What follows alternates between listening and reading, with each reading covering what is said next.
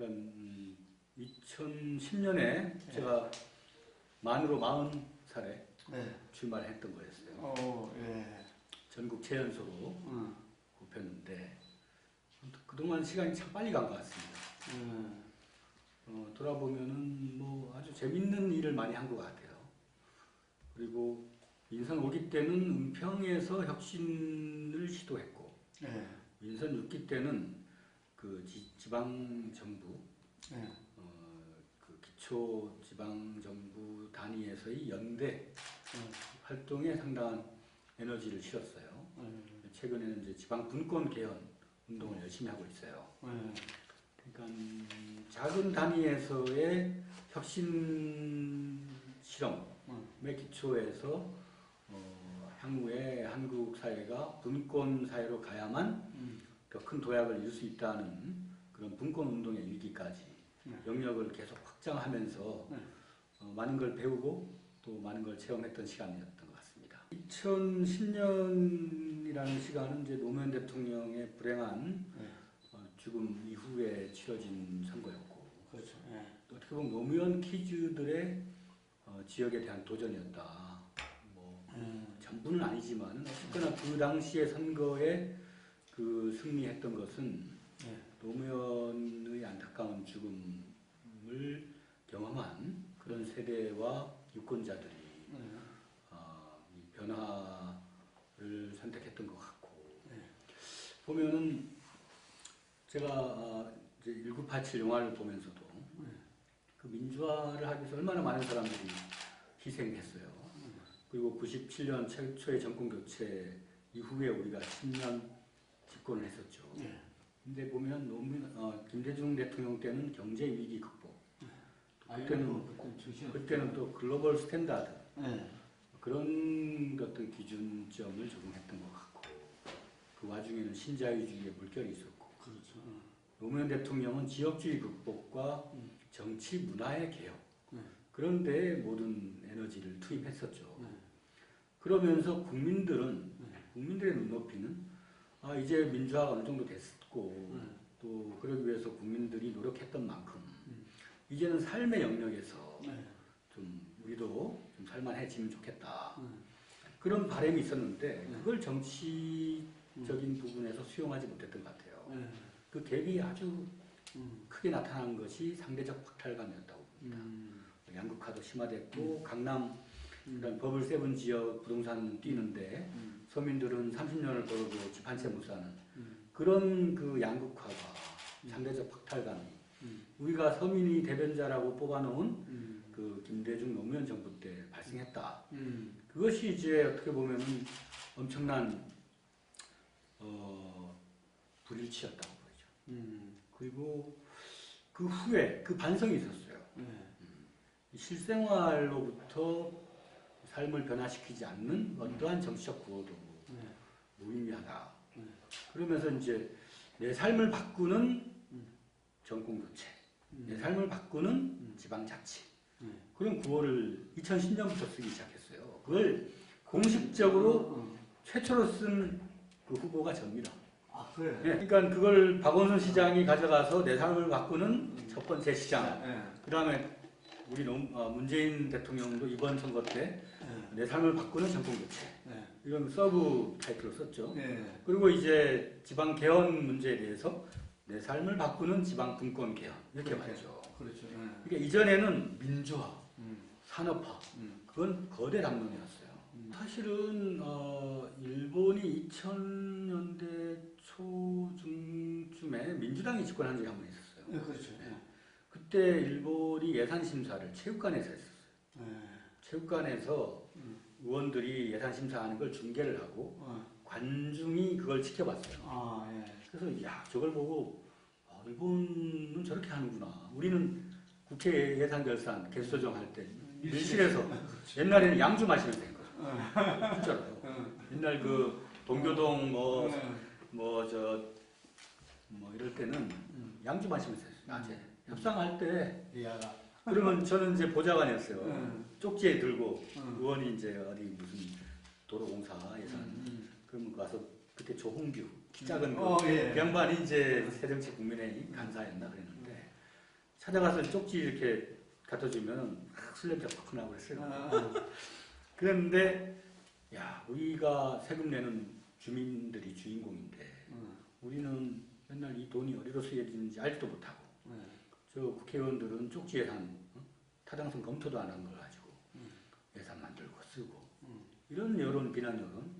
또 지방 정부들에 대해서는 연말만 되면은 멀쩡한 보도블록 깨부수고 그걸로 바꾼다. 이 예산 어디다가 이렇게 함부로 낭비하는 거냐 이런 주민들의 그 불만 이런 게 상당히 많았죠. 근데 제가 막상 이제 구청장이 되고 보니까 구청장이 편성할 수 있는 예산이 사실상 10억도 안 되는 그런 상황에 처해 있더라고요. 왜냐하면 복지를 공약을 대통령이 해가지고 뭐 이명박도 그렇고 박근혜도 그렇고 그래놓고는 지방정부에다 전가를 하는 거예요. 매칭. 네. 그 뭐 중앙정부가 한 80을 내고 왜냐면 세금을 내면 80이 중앙정부가 가니까 그렇게 8대죠. 나머지를 한 20을 우리 보고 내라 하면 그거는 정당하지만 거꾸로요. 중앙정부 30 내고 우리 보고 뭐 저 지방부 광역하고 기초가 나눠서 내라고 하고 막 그게 비일비재했어요. 그러다 보니까 쓸 수 있는 재원은 없지. 주민들은 이 편성하는 예산이 문제가 많다고 하지. 그러니까 이걸 일단 주민들한테 공개를 해야 되겠다, 자금들을. 그래서 주민참여예산제라는 걸 해서 우리 예산이 어떻다는 걸 알려주자, 일단. 그렇게 해서 이제 주민참여예산제를 하자. 일본도 보니까 체육관에서 예산 심사를 하고 또 우리보다 어떻게 보면 후진국이라고 알려져 있는 브라질 포르투 알레그레라는 도시가 있어요. 거기가 이제 주민참여예산 아주 활발한 데인데 거기 보니까 체육관에서 예산 투표를 해요. 애 엄마가 애를 얻고 와가지고 투표하고 마을 공연 같은 걸 관전하고 그런 게 이제 유튜브에 보니까 나와 있더라고요. 그래서 이제 일본에 사람을 보내가지고 일본의 참여예산 팜플렛 하나 구해가지고 조례를 만들었죠. 근데 그 당시에 우리 구청 공무원 또 그걸 대전과 울산 일부 지역에서 먼저 실험한 사례가 있었어요. 거기를 우리 구의원들이 비교 시찰을 갔는데 그 지역의 정치인, 저 공무원 모두가 이 주민참여예산제를 도입하면 배가 산으로 간다. 절대 하면 안 된다. 그래서 진짜 네, 구의원들은 하면 안 된다고 결사 반대하고 그랬었어요. 근데 그거를 제가 설득을 했죠. 이거는 구청장의 예산 편성권에 해당되는 사항이다. 구의원들은 예산 심사권이 있지 편성에 관여할 권한은 없지 않느냐.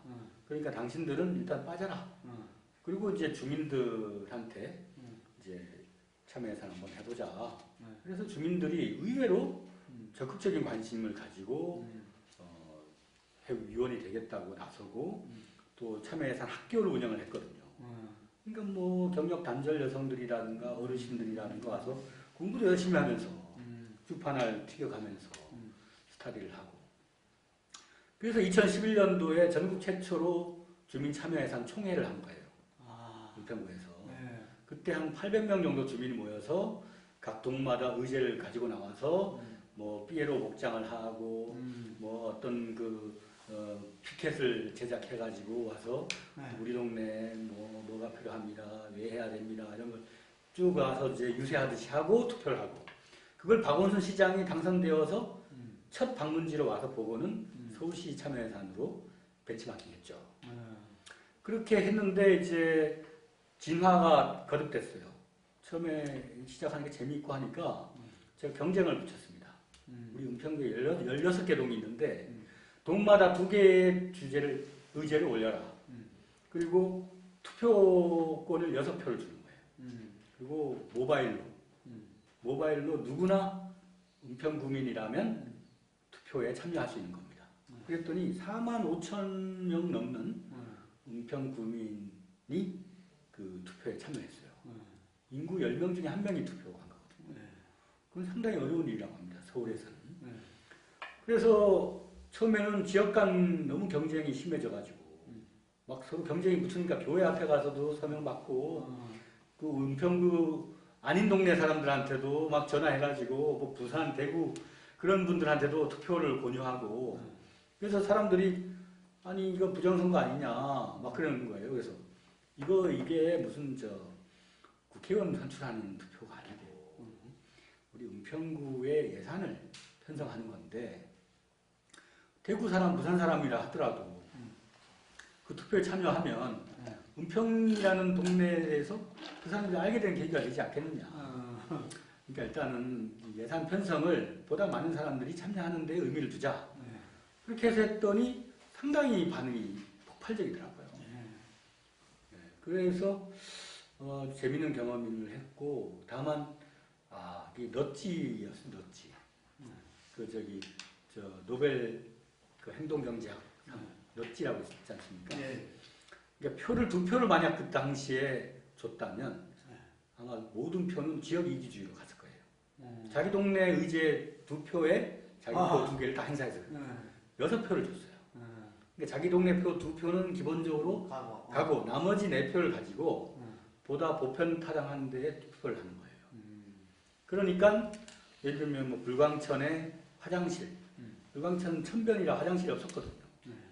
그러면 이제 지하철역까지 화장실을 이용해야 돼서 이 요실금이 있는 할머니들이 불편했는데 그거 해결했어요. 불광천에 화장실 여러 개를 만들었고, 그 다음에 이제 그 봉산이나 이런데 그 비탈진 그런 응달이 많은데 눈이 오면 거기 눈이 많이 쌓이거든요. 제설 차량이 못 올라가요. 차가 커가지고. 근데 그 가련동 주민들은 제설 차량을 작게 만들어보자. 그래서 작은 제설 차량을 만들어서 가동하고 있고, 지금은 연신내에 가면은 코끼리처럼 생긴 예쁜 청소차가 골목을 돌아다닙니다. 그 뭐 담배꽁초나 이런 거를 공기청정기처럼 코끼리 그게 코가 알아들어요. 그래서 일종의 이제 그 주민들한테 캐릭터 같은 그런 기쁨을 선사하기도 하고, 그런 모든 아이디어가 유럽 여행을 가서 파리에서 그런 청소차를 본 주민의 아이디어에서 그렇게 출발하는 거예요. 그러니까 우리는 예전에는 신문물은 소수의 선각자, 그렇죠. 유학 갔다 온 친구들이 와서 뭐 이렇게 소를 풀었다면 지금은 국민 누구나 모든 세상의 소식과 연결되어 있기 때문에 집단 지혜가 훨씬 더 과학적이고 생산적이잖아요. 그런 어떤 더 좋은 의사결정 구조가 참여예산, 직접민주주의 제도다. 그걸 입증하고 있다고 생각합니다. 협치라는 게 예를 들면 야당하고 하는 협치, 그렇게 강조하는 부분이 있고, 시민, 일반 국민들과의 협치. 저는 이제 그 국민들과의 협치가 중요하다고 보고요. 그걸 잘 하기 위한 여러 가지 도구가 이제 야당과의 협치다. 근데 이제 그 동네 정치에서는 야당하고 여당하고 싸울 일이 그렇게 많지 않아요. 그러니까 말이라도 잘해주면 돼요.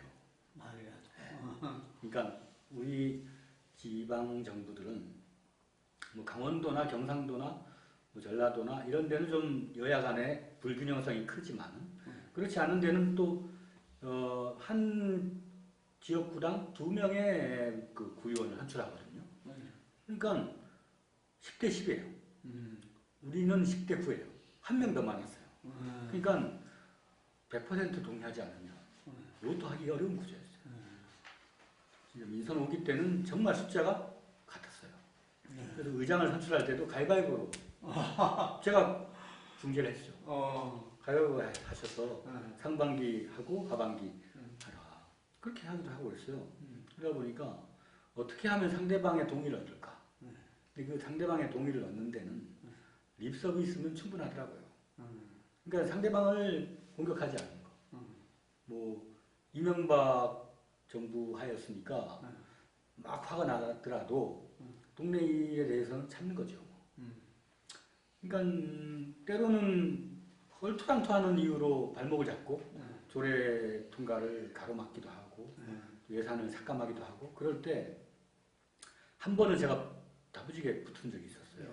두꺼비 하우징이라고 우리 마을 재생하는 사회적 기업 지원 조례인가요? 그걸 하려고 하는데 막는 거예요.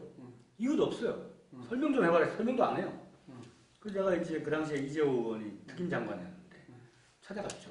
아니 이재호 의원 집도 지금 고쳐야 된다고 나한테 좋은 일이라고 해놓고 왜 그걸 막습니까? 자기는 막으라고 한 적이 없다는 거예요. 그럼 전화해 주시라고. 내 전화기 갖고 전화. 그건 저는 아시라고 막 따지기도 하고 그랬거든요. 근데 그분들은 이게 워낙 좋은 공약이다 보니까 혹시나 자기 선거에 불이익을 받을까봐 그런 트릭을 이제 전략을 쓰기도 하고.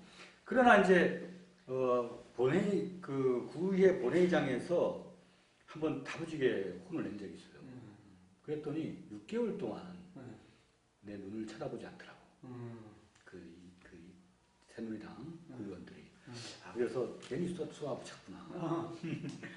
그 다음부터는 저기 생수.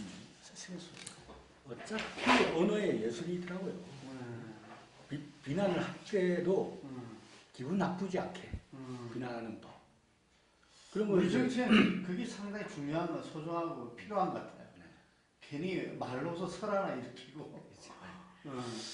그러면서 이제 구의회에서는 더 이상 이런저런 사소한 이유로 발목을 잡지 않도록 했죠. 사실 그때 강하게 싸웠어요. 제가 금요일 날 딱 그 휴대폰 끄고 소문을 냈어요. 만약에 예산 통과를 안 해주면 끝까지 한번 가보자. 그 해가 2012년 총선을 앞두고 2011년 12월 달이었는데 예산 통과 안 시켜주는 거예요. 새누리당 분들이. 내년 총선이 있다 이거죠. 그래서 내가 금요일날 핸드폰 딱 끄고 그러면 준예산으로 가고 이것에 대해서 총선 때 동시투표로 주민투표에 붙이겠다. 그렇게 소문을 내라. 그랬더니 월요일날 탁 출근해가지고 핸드폰을 탁 켰더니 확 와 있더라고 전화. 그래서 그 해결했어요. 그냥 통과시키고. 그 다음부터는 싸운 적이 없죠. 그러니까 결국은 압도적 다수의 대중으로부터 신뢰를 획득하는 정당이 그렇지 않은 정당을 리딩해 나가는 거더라고요. 그 싸움과 말싸움으로 그 단기적 승부를 어찌하려고 하지 말고 주민들과의 협치를 잘해서 장기적인 체력을 잘 갖고 있으면 그 언제든지 그 상대방은 필요에 따라서 나에게 손을 내밀 수밖에 없는 거죠. 홍준표 체제가 개헌도 안 하겠다. 동시투표 한다고 공약했다가 그것도 취소하고.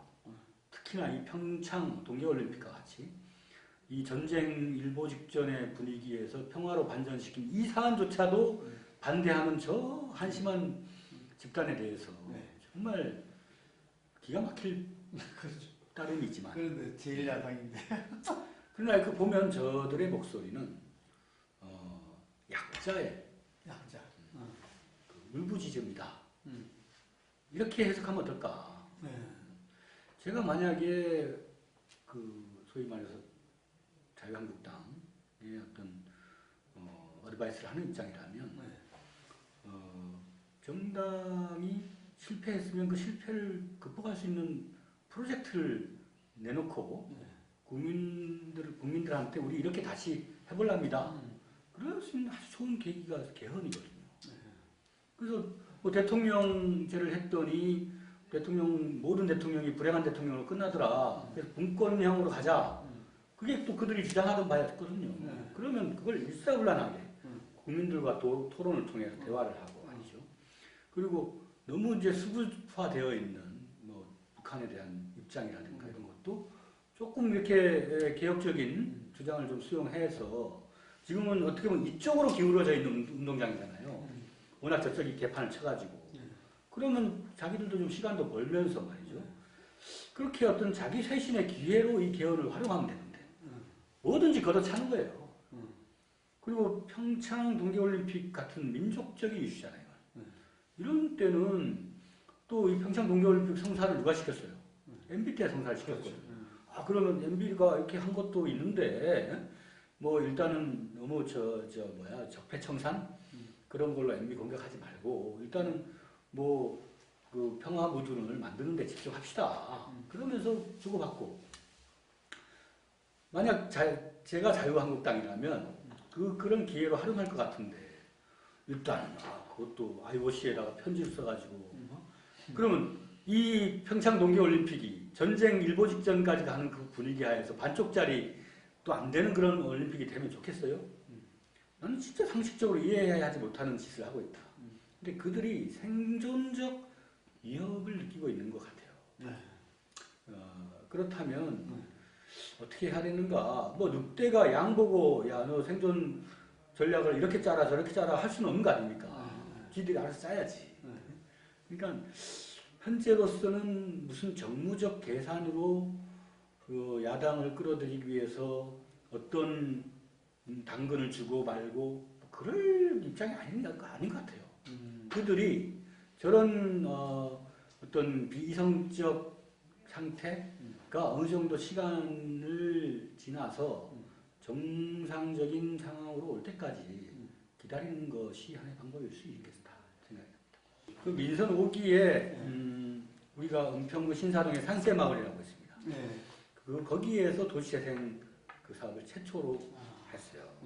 거기가 이제 최초로 하신 사업이 많네요. 네, 예. 뭐 성북구하고 은평구가 최초를 가지고 많이 싸우는데 이거는 박원순 시장이 시장 출마 선언을 하고 출마 선언한 당일날 온 데가 여기 산세마을이었어요. 그때 이제 오세훈 시장 보궐선거 때. 오세훈 시장 때 그 경관 개선 사업이라고 예산을 한 11억 받아놨어요. 근데 거기 산세마을은 신사동의 그 산 밑에 있는 마을인데 사업성이 없어서 재개발도 안 되고 옛날 저 망원동 수재민들이 이제 이주해서 살던 데인데 산 밑이라 산세 울고 공기는 좋은데 뭐 거기에 개 사육장도 있고 되게 환경이 좀 어렵던 데예요. 근데 거기를 환경 개선을 하려고 사업 신청을 했는데 그냥 이전에는 사업자 선정해가지고 뚝딱뚝딱 그냥 이렇게 6개월 만에 사업을 끝내놓는 사업인데 11억이면 그 당시에도 강남 아파트 한 채 가격밖에 안 됐어요. 그걸 가지고 그 지역의 주민들이 주로는 80대 할머니들 또 그 뭐 40, 50대 아주머니들 또 어르신들 그런 분들이 그 동네인데 우리 두꺼비 하우징이라는 사회적 기업이 두꺼봐 헌집 줄게 새집다워 집 꽂히는 이제 사회적 기업이 그 마을에 도시재생을 한번 시도해 봅시다. 두꺼비 하우징은 제가 내세운 공약이었고요. 그래서 이 친구들이 그 마을에 들어가서 밭을 매면서 할머니들하고 이 마을을 어떻게 한번 만들어 봅시다. 그러면서 시작한 거예요. 근데 거기에 그 개 사육장이 한 3, 40년 있었는데 그걸 치우는데 한 4, 50톤의 쓰레기가 나왔어요. 그걸 주민, 공무원, 두꺼비 하우징 이런 친구들이 몇 트럭으로 실어 나르고 거기를 텃밭을 만들었어요. 거기다가 배추 심고 당근 심고 감자 심고 그 텃밭에서부터 마을의 관계망이 재구성되기 시작한 거예요. 그래서 이제 예산 11억을 설계자를 딱 줘서 설계시킨 게 아니고 주민 간담회를 통해서 짜투리 공원은 어떻게 하고 여기에 조명은 어떻게 바꾸고 담벼락은 뭘로 하며 이걸 다 주민 토론으로 마을 설계를 한 거죠. 그걸 박원순 시장이 와서 보고는 본인도 뭐 유럽이나 일본이나 많이 다녀보니까 대부분 재생 방식으로 개발하더라. 막 그 광산 이런 거 무너진 거 이제 더 이상 안 하는 거를 아트센터로 바꾸고 뭐 그런 말씀을 하시면서 한번 잘해봅시다 이거. 그래가지고 거기 마을 회관 세우고 주차장 집어넣고 하면서 산세마을이 떴어요. 뜨고 뭐 저기 무슨 다큐멘터리 3일인가 거기도 나오고 시청률이 그때 1박 2일 정도의 시청률이 나오는 거예요. 그러니까 거기는 골목이 서로 이제 아파트처럼 문 딱 닫고 그렇게 서로 모르는 사이가 아니고 그냥 문 열어놓고 살아요. 그런 어떤 서울 속의 촌 사람들 같은 그런 풍경에 이 삭막한 시민들이 감동을 하더라고. 그래서 야 이게 한마디로 얘기하면 관계망을 회복시키는 것이 도시재생의 첫 번째다. 물리적 재생이 아니라 사회적 재생이다. 그렇게 이제 그 도시재생의 필요성을 느꼈고 그것이 이제 민선 6기 되면서 서울시가 도시재생으로 본격적으로 이제 전환을 했고 그 다음에 이제 문재인 정부의 2호 공약 중에 하나가 도시재생 뉴딜이에요. 우리도 6년 연속 서울에서 일자리 창출 우수 그 유사일에 그런 6년 동안 계속 우수는 없었다는 거예요. 그 다음에 전국에서 노인 일자리 창출 5년 연속 우수했어요. 네. 근데 우리 은평구는 산업시설이 없어요. 네. 다 그냥 어떻게 보면 밤에 들어와서 자는 베드타운. 네. 그리고 이제 인구의 절반은 나가서 일을 하고, 인구의 절반은 마을에 거주를 하거나, 학교를 가거나, 뭐 자영업을 하거나, 그렇게 돼 있어요. 우리의 노동 환경을 보면. 네.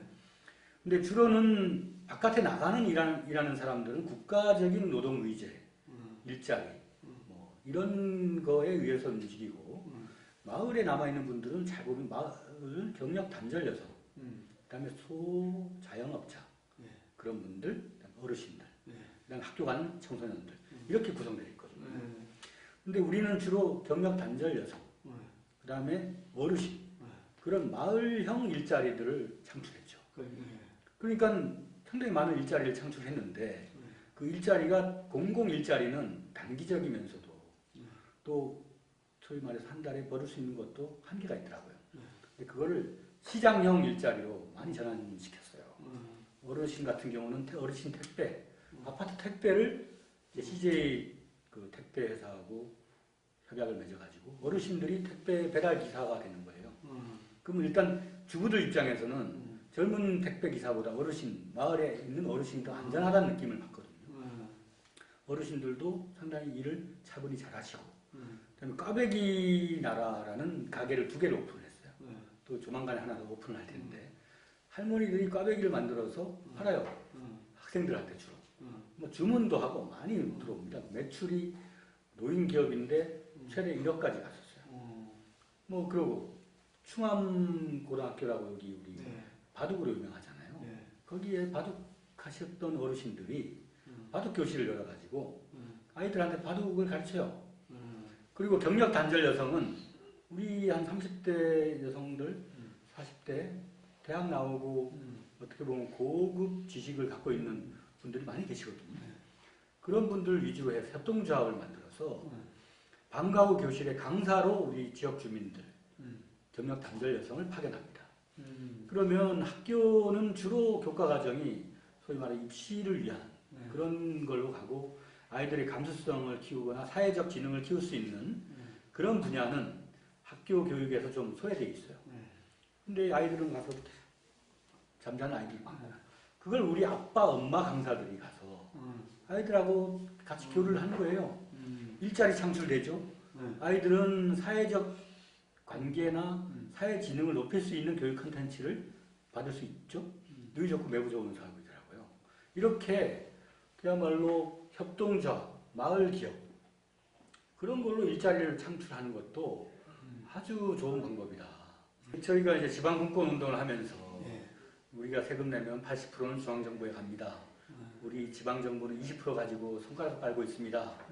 이렇게 이제 애걸복걸 그렇게 많이 해봤는데 그러면서 내가 그거 꼭 그런 것만은 아닌데 우리가 20% 지방자치지만은 내용에서나 가치의 측면에서는 중앙정부보다 훨씬 더 잘하고 있는데 그렇죠. 사회적 경제, 마을 공동체, 관계망에 기초한 복지 다 지방정부에서 한 거거든요.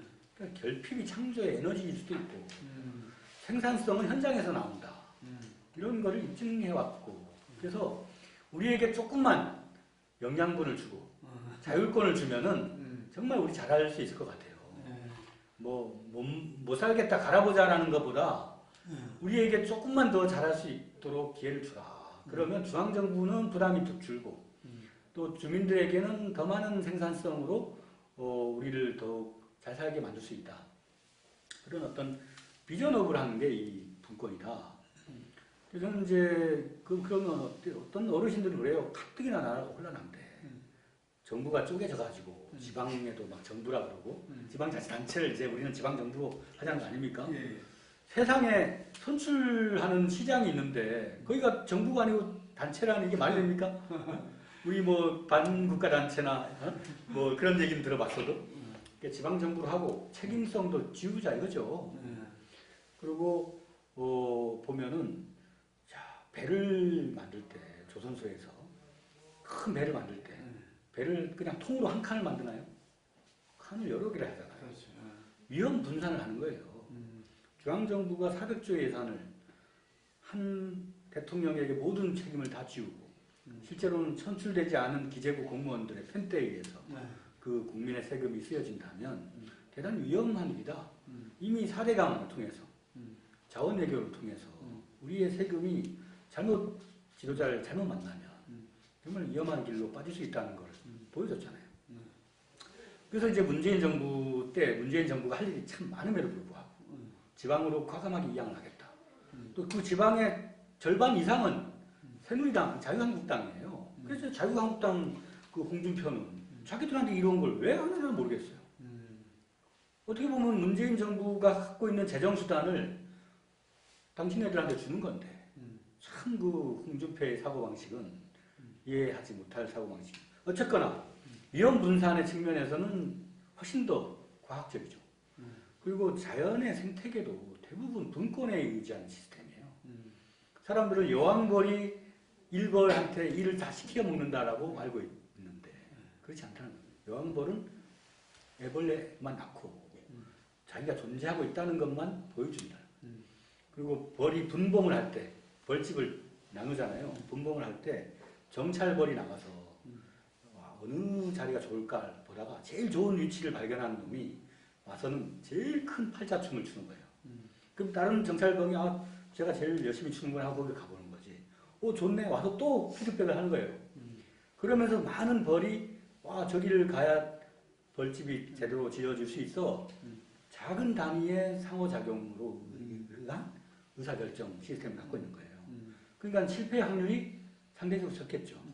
오류가 줄어들고. 그게 이제 어떻게 보면은 집단 지성에 의한 의사결정 구조인데 집단 결정을 하려면 마을 단위의 의사결정 구조가 필요한 거죠. 그러면 마을에 이른 마을 주민들이 모여서 마을 총회를 통해서 결정하고 관청은 거기에 대해서 예산 지원을 해주고 또 우리 동네는 뭐 간접 흡연 피해를 최대한 줄여야 되겠다. 그러면 뭐 버스 정류장에 담배 피우는 거 과태료 10만 원 하자, 20만 원 하자. 자치 입법권을 정해서 마을 주민들이 모여가지고 표결로 조례를 정하는 거죠. 그렇게 우리의 지역 문제를 스스로 해결할 수 있을 때 대한민국이 반석 위에 서는 거지. 대통령 뽑아놓고 한 3년 지나면 아이고 말짱 도루묵이네. 이래 갖고는 우리나라가 발전할 수 없어요. 그래서 제가 요즘 내세우는 게 분권은 문에 기대지 않는 것이다. 그 엘리베이터에 문에 기대지 마세요 해놨잖아요. 거기 잘못 기댔다가는 빠져 죽잖아요. 대통령이 얼마나 힘이 들겠어요. 사소한 모든 문제까지 다 중앙정부에다가 기대하면 기대하지 말고 기대지 말고 우리 일은 우리가 하고 우리가 못하는 일은 광역시가 하고 광역시가 못하는 일은 중앙정부가 하고 이게 이제 보충성의 원리지 않습니까? 그러니까 생태계는 작은 단위의 그 상호작용으로 의사결정을 하는 그런 분권 시스템이고 그리고 이 벌집 분봉할 때도 여왕벌은 지시하지 않는다. 장관들이 좀 신중한 분들이 많아서 그런 것 같아요. 제가 봤을 때는. 뭐 예를 들면 문재인 대통령이 부산에서 의주를 거쳐서 유럽으로 나아가는 꿈을 얘기했어요. 작년 경축사 때. 그러면 그건 통일부의 소관이기도 하지만 어떻게 보면 그 얘기는 불가능에 대한 도전을 얘기하고 있거든요. 그런 거는 문화 메시지가 중요해요. 우리가 그 금강산 올라가기 전에 어떤 이벤트가 있었냐면 정주영 회장이 소 끌고 올라갔죠. 그것이 세계인들한테 엄청난 임팩트를 줬거든요. 그럼 곰곰이 생각해보면 지난 10년의 정부가 대결적인 그 어떤 남북관계 뭐 여러 가지 복합적인 요인이지만 어쨌거나 그 개성공단 폐쇄하고 등등 했죠. 그럼 이 정부는 남북이 화해하고 대륙으로 올라가는 어떤 그러한 경제를 통해서 재성장을 꿈꾸겠다. 그게 분명한 비전이라면 그걸 문화적 메시지로 보여줘야 돼요. 그걸 하는 부처가 어디겠습니까? 문화체육관광부죠. 그렇죠. 그래서 그나마 이번에 평창 동계올림픽을 그 평화올림픽으로 개최하는 데 있어서 문화체육부가 좀 역할을 하고 있는 것 같은데 실질적으로는 강원도가 그 역할을 했어요. 그러니까 부처가 너무 소극적이다라는 인상을 갖고 있죠. 네. 그러니까 음악을 잘 아실 분이니까. 네. 그러니까 수색역 같은 게 우리 지역이 수색역이 있지 않습니까? 경의선의 관문이에요. 이번에 이제 경의선 육로로 내려왔잖아요. 예. 지금도 이제 레일이 연결돼 있어요. 올라가면 돼요. 그러면 수색역에서 런던까지 갈 수 있어요. 우리가 이 대광역 중국 횡단철도를 통해서 그렇다면 우리는 엄청난 기회를 새로 갖는 거거든요. 북한의 히토류나 흑연, 요즘은 뭐 광물 자원이 예, 어마어마한. 뭐 배터리나 뭐 전기차, 그 다음에 그 AI, 인공지능, 반도체 칩, 그래서 북한의 저 아까운 광물 자원, 이 대결 구도를 어떻게 북한하고 미국하고 평화협정 맺고 수교하고 상호 안전보장하고 북한에 폐기하고, 그래서 한반도가 중국으로 연결되는 그런 구조를 갖춘다면 우리 얼마나 잘할 수 있겠습니까?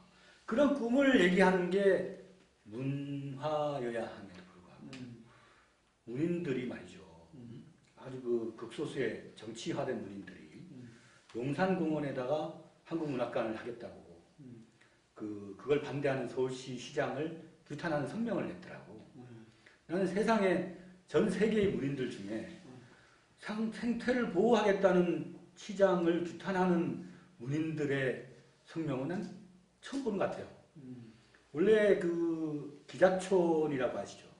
거기에 한국문학관을 하기로 했었거든요.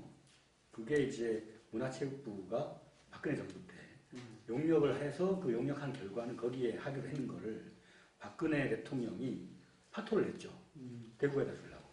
대구시장이 5가지 요구사항 중에 대구에다가 한국문학관을 해달라고 요청하는 바람에 그 당시에는 뭐 무슨 말 때문에 그 문화체육부의 과장 뭐 이런 사람을 해임하는 그런 아주 심한 때라 대통령 한마디에 그냥 기자촌이 물 건너가 버린 거예요.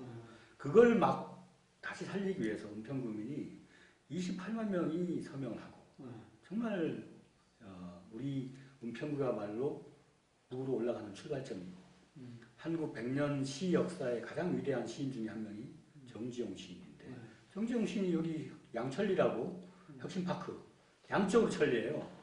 의주로 천리, 부산으로 천리 거기 살았어요. 참 그 우연치고도 놀라운 우연인데 거기 살던 이 정지용 시인이 윤동주의 하늘과 바람과 별과 시의 서문을 1948년도에 쓰면서 이 비극적인 윤동주의 시를 세상에 소개하고 그때도 무릎을 참아 꿇을 힘조차 없다고 한탄해 하시다가 이제 분단되어서 또 납북되었는지 어땠는지 생방불명됐잖아요.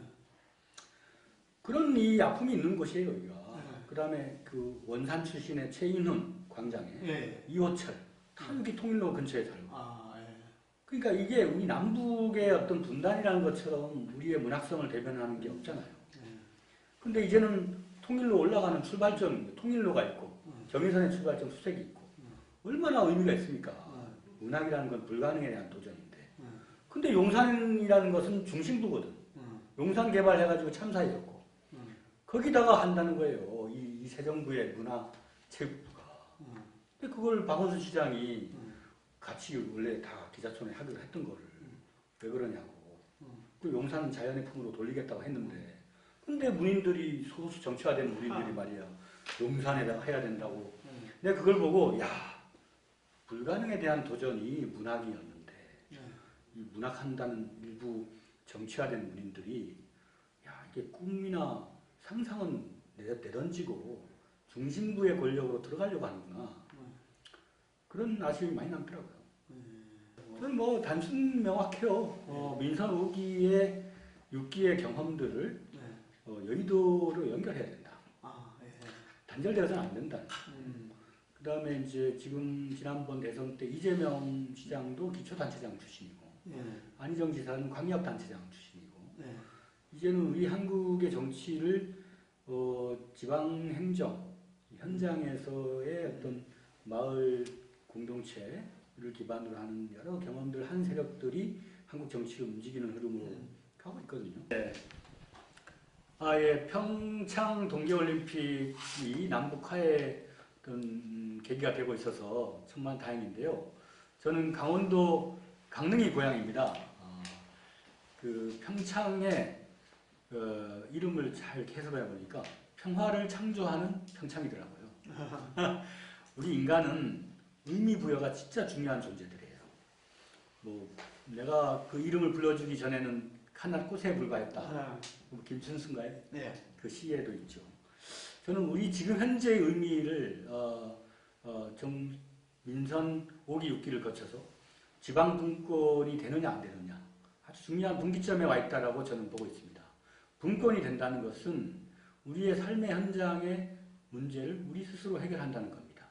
저는 남에게 의지해서 잘 되는 걸 한 번도 본 적이 없습니다. 우리는 우리 삶에 대해서 스스로 책임질 수 있는 충분한 자격이 있는 시민들입니다. 그래서 올해는 지방 분권의 원년이 꼭 되었으면 좋겠어요. 그걸 통해서 정치인 한 사람에게 의지하고 기댔다가 실망을 반복하는 방식이 아니라 삶의 토대에서부터 차곡차곡 우리의 에너지와 열정을 쏟아부어서 우리의 후세 자라나는 청소년들에게는 정말 우리 자살하지 않는 나라, 그런 나라 물려줬으면 좋겠고, 폴리뉴스 큰 발전이 있기를 기대합니다. 감사합니다.